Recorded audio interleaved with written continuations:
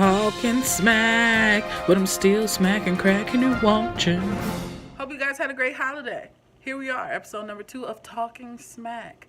Let's get to it. First off, we're going to talk about Keaton Jones. Keaton Jones and the GoFundMe mishap, whatever you want to call it. I feel bad for the boy. Not too much for the mother. Where's the father in this situation? I don't know. He probably ran away once he figured out that his baby's mama, wife, girlfriend, whatever it was a nut job. I feel bad for the boy because people really were being genuine and they wanted to help out. And when I say people, I mean everyone. It was all over social media, Instagram, Twitter, Facebook. It was trending. Maybe it even hit the news, and everyone had a willing spirit. It was a holiday season, and everybody just wanted to help, but the mother didn't want help. She didn't want to reach her hand. She wanted them coins, okay? And when she could not get it, she went on a little rant. Somebody released those DMs, those direct messages, and everyone knew. There was a little racism going on. There was some shadiness going on. It was a complete mess. Now, GoFundMe does have a refund policy. Want to know what it says? Because a lot of y'all need to get y'all money back. I hope $50,000 to $60,000 worth of refunds need to be given back. Lots of receipts. You know, Walmart has that excellent refund policy. Not everybody is willing to give it, but let's see what GoFundMe had to say. Yes, I'm rocking my Prince t-shirt. Are immediately available to the campaign organizer and may already have been withdrawn, meaning you gave it, it's gone. We encourage all donors to contact the campaign organizer to request a refund so they understand why the funds may be taken out of their account. Look, I don't know about you, but if you got it, wouldn't you get it and go spend it on whatever you needed immediately? I'm just saying. So that sounds like some fishy right there. Then it says, if you don't feel comfortable contacting the organizer, please contact our team to share your reasoning for requesting a refund so we may help you. If you feel your donation was misused or that the organizer you donate to has committed a fraud, you may qualify for protection under the GoFundMe guarantee. So it's a guarantee that they will give you your coins back. Okay. To learn more, you got to go to a link. We might as well go there since we're here. Basically, you got to give them your name, your number, your email, confirm your email, give the link that they put up while you're requesting the refund, and describe your concerns. They want you to upload a file. Then they want you to click a little box saying, I'm not a robot, and then you send your message. So if y'all gave coins, that's the process. I think now we should talk about SpaceX. SpaceX, it's all fun and games until it falls on your house. It's funny until your garage is no more. The shape of it is what tripped me out. When I first saw it, I thought it was something that had to do with the male reproductive system, to be honest. Then I thought, okay, what is it? What is it? And I'm watching the film and I'm just reading more about it, and I'm just like, wow, what in the world is going on in the world? We also have this whole wildfire. We have this wildfire situation going on. Fires can start from various reasons: arson, cigarettes thrown out the window, people at home. When there's burn bans in your city versus county, you know, some things you can burn at certain times of year, and then sometimes if you're in city, you are not allowed, you're not permitted to do so. Unattended campfires can be the cause of this. It's just very hard to tell. It's horrible. It sucks. And I'm sorry if you guys were affected by it, and anybody else who out there who's going through it, the same as Houston with the hurricane situation. I'm sorry for anybody out there, you know, that was affected by it.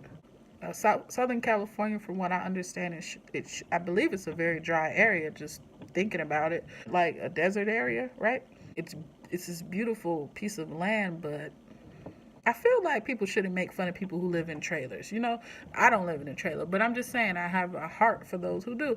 Not that it's not a bad thing, but at the same time, people make fun of them because they say, oh, it's Hurricane Alley, you know, if you're living in a trailer and a hurricane happens. But look at this situation. Then you have to think about insurance, and that's what I'm thinking. I'm thinking insurance. Why? This is an unfortunate time that you understand your policies. You figure out, what do you mean that's not covered, right?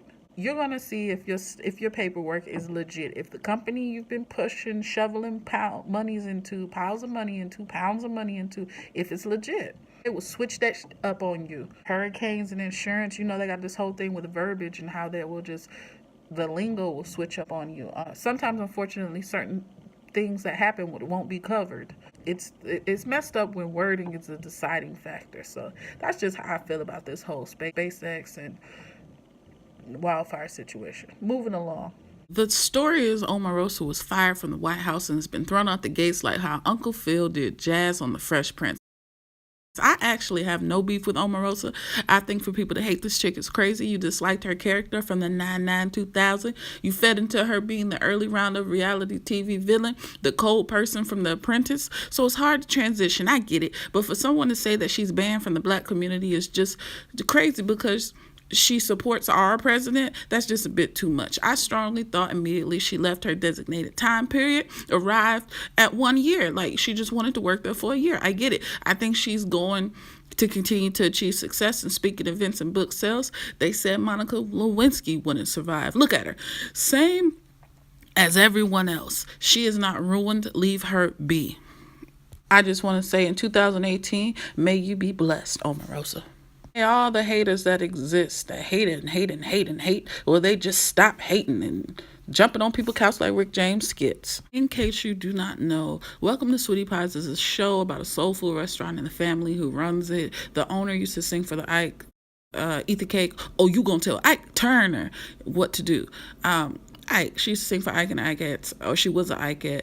She was a background singer who has this great family. They support each other. It airs on OWN. It's a funny food show.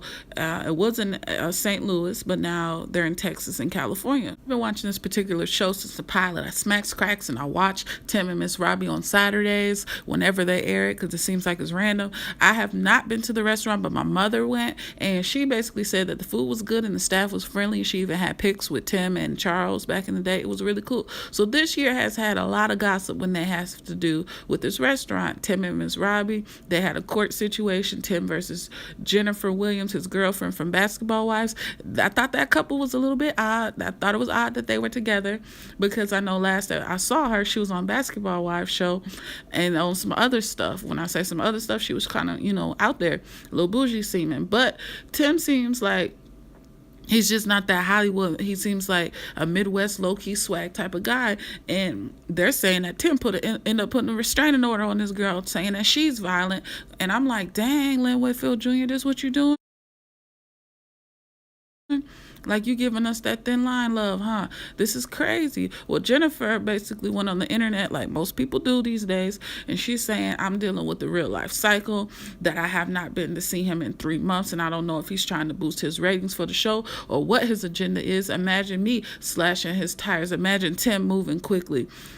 Please leave me alone and stop fabricating lies. Okay, that was shady because you're saying that you wouldn't cut his tires, which everybody's capable of doing something crazy like that. But for her to say, imagine Tim moving quickly, bogus. Now let's really get into it. So I can only relate that shade back to it's Tim's weight.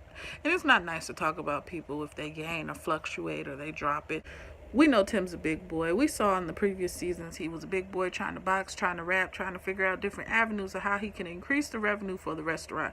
Well, that's a lot of testing. That's a lot of testing food, stress, all kind of things could be the reason why we see him. He looks a little thicker this season. Let's just throw that out there. Yes, he's a big boy. Yes, he's a little bit thicker than usual. Yes, his fingernails are long. But we're not going to talk about Tim. One thing you can't say about that man is that he's ashy. He is never ashy. He's always lotioned well and moisturized. So shouts out to Tim for making a way out of no way.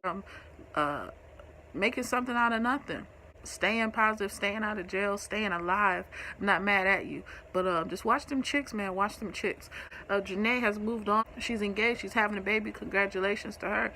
Very good. It made me so sad to see her and Monique, because they're like best friends and they have their business. To see that friendship dwindle away hurt my heart because that happened to me.